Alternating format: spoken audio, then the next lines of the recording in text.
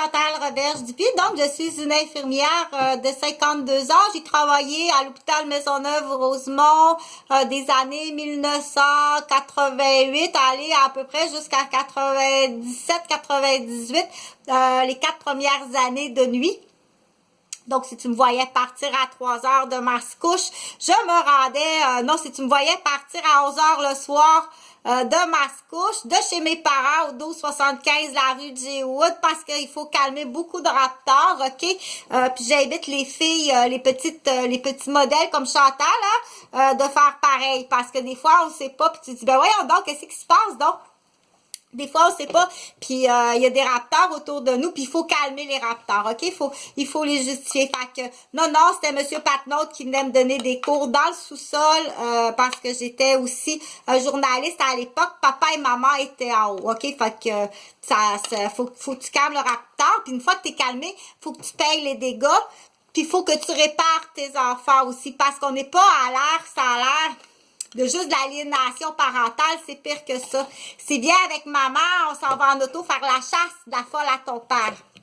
Là, je vous avais demandé de faire vos devoirs à Noël puis au jour de l'an. J'espère que vous les avez faits parce que c'est vraiment ça, là. Ils sont rendus là, OK? Venez-vous-en, on va aller faire la chasse de la folle à votre père. Ou venez-vous-en, on va aller faire la chasse, tu comprends-tu? Puis elle fait pas juste la face, elle endommage énormément ses enfants. Non, j'ai jamais fait ça avec mes fils. J'ai jamais soupçonné d'ailleurs que Jean-François me trompait à l'époque que j'étais avec mes enfants. Mais peut-être que c'était pire que ça, de toute façon. Mais à l'époque que j'étais avec Jonathan, Jean-Frédéric et Jean-François, qu'on vivait en famille au 189 rue Maisonneuve à Rosemère au Canada, je n'ai jamais soupçonné mon conjoint de me tromper. Parce qu'on est ce qu'on dit, Chantal, le cœur de porcelaine, ne peut pas comprendre que quelqu'un peut mentir, trahir ou planifier d'avance une telle saleté. Si tel est le cas, mais il faut quand même arriver avec la liste de questions. Tu sais, est-ce que c'était prévu une mère porteuse hypocrite non payée à détruire après coup, tu sais? Parce que ça peut ressembler à ça, parce qu'il me semble bien que... Donc, fait que pour en revenir à l'époque, en 68, 78, en 88, que je travaillais de nuit, à l'hôpital Maisonneuve-Rosemont à Montréal, au Canada. Donc, je partais chez mes parents en voiture pour aller travailler. Et le samedi matin, je travaillais à temps complet de nuit le samedi matin, donc une fin de semaine sur 2. J'allais chercher mon frère Serge qui était aux études à l'université comme ingénieur à ce moment-là. Donc, je partais de l'hôpital à 8h40 parce que c'est très long de partir de l'hôpital.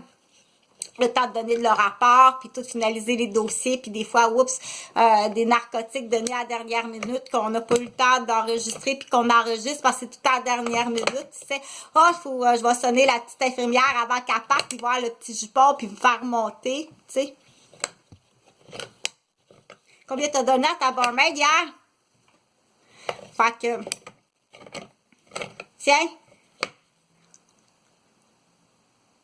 Fait que quand je finissais de travailler, pour en revenir à mon histoire personnelle, parce que les histoires personnelles, comme ça, quand on parle, c'est le fun, c'est comme ça qu'on apprend à parler aussi. Mais ça m'intéresse pas nécessairement, là, moi, ces histoires-là, OK? Des fois, oui, un peu, là, comme ça, pour apprendre à parler, là, mais viens pas me casser tes oreilles avec l'aliénation parentale, ça c'est très destructif. Mais, comme j'ai dit, la nouvelle génération, c'est pire que ça. Si on embarque dans l'auto, on va aller faire une ride, il faut aller trouver la folle à votre père. Puis si c'est comme ça pendant des années, c'est épouvantable ce que tu fais à tes enfants. Comme je t'ai dit, je t'avais donné des devoirs à faire pour Noël. J'espère que tu as pogné tes couilles et tu as questionné ta femme ou ton ex. As-tu fait ça? As-tu endommagé quelqu'un? Détruire la vie d'une femme complètement innocente, je sais même pas que t'existes, pauvre cave. Pire que ça! T'es venu t'infiltrer, tabarnak, dans ma garderie, câlisse! Hey! C'est un exemple, mais faut que tu questionnes. Faut que tu questionnes, OK? Des fois, j'ai... Oui. Ah ouais, les années 1900, les boys des 65, puis des années où du stock, c'est de la crise de merde. Ceux-là, c'est les pires, ceux qui ont eu des enfants sans vouloir s'engager, tu sais. Pire que ça, viens pas me dire, esti, que c'était juste une vengeance de quelque chose qui existe même pas. Faut que tu payes, OK? Il faut que tu payes. Là, on encourage tout doucement, tout doucement. Fait que qu'est-ce que tu dois faire si tu as promené tes enfants, puis tu le fais, puis on s'en va à la chasse de la folle à votre père me trompe, faut trouver c'est qui, puis partir en panique comme ça avec ses enfants, parce que je l'entends et je le vois ici à Québec, pas sur moi. Mais, non, franchement... OK? Mais ce que je veux dire, c'est que tes enfants sont gravement endommagés. Tu dois questionner ta femme, puis tu dois te faire soigner si t'es comme ça. OK?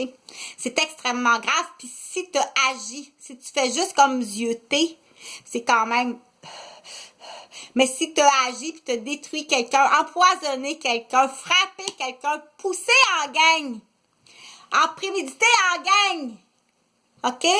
La brochette de garderie à 5 piastres. Dépêche-toi à travailler, OK? Parce que moi, j'ai pas le choix pour l'instant à motiver. Ben voyons donc. Pourquoi tu penses qu'on est première de classe puis qu'on est bonne comme ça en sport? On apprend tout le matin. Voyons donc. Tu savais pas ça?